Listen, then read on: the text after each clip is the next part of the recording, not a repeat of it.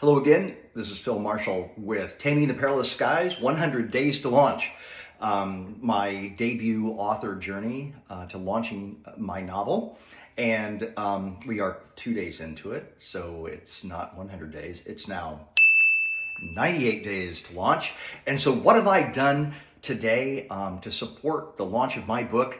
I pushed record on my phone just a couple of seconds ago. That is the only thing I've done. I've been working on my company Spoken all day today. And so this is the first thing I've done to support the launch of my book today, but I feel it's important, and I'm going to be doing some more things later today. It is Friday. I've got the weekend. I'm going to be revising chapters 45 through 50 this weekend, I hope, because I need the manuscript to the formatters by early next week. So this is the first week in this sort of, course of weekly sort of themes. And this week's theme is motivations, influences, fears, and goals. And so yesterday we covered motivations and the theory of persistence and how the impact on humanity is my big objective. But today is influences, and there's been a lot of them for me. And so, of course, there's life, there's friends, there's family, there's what molded me as a person. Interestingly, here, I was born in 1968, and here behind me is a painting that my good friend Susan did. It's a finger painting, lovely, of a Colombian protester from a photo taken in 1968. And so lots of protests, lots of tumult in the world in 1968, the year that I was born. And I was actually born the day after Martin Luther King Jr. was shot. And so a very, very tumultuous time.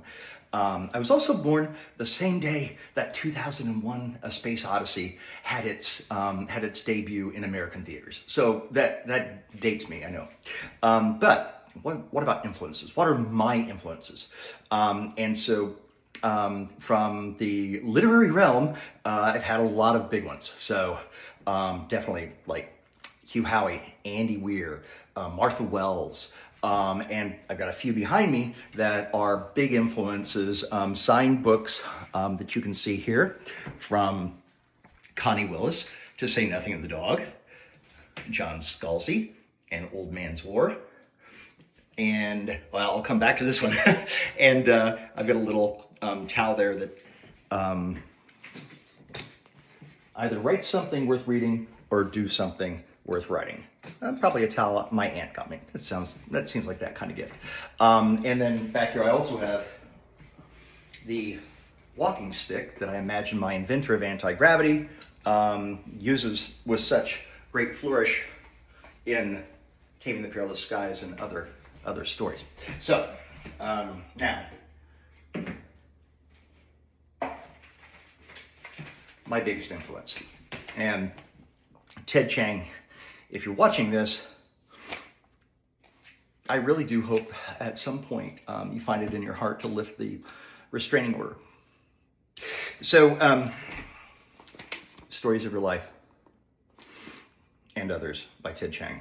First edition, signed by Ted Chiang.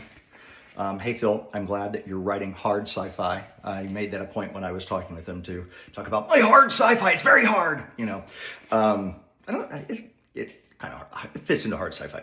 So influence. What is it about Ted Chiang's work that influenced me, that was so pivotal?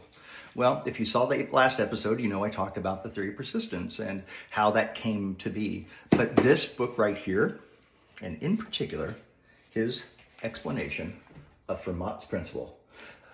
So the principle of least time, where a photon leaving the sun, hitting and refracting through a body of water, will always take the path that results in the least amount of time.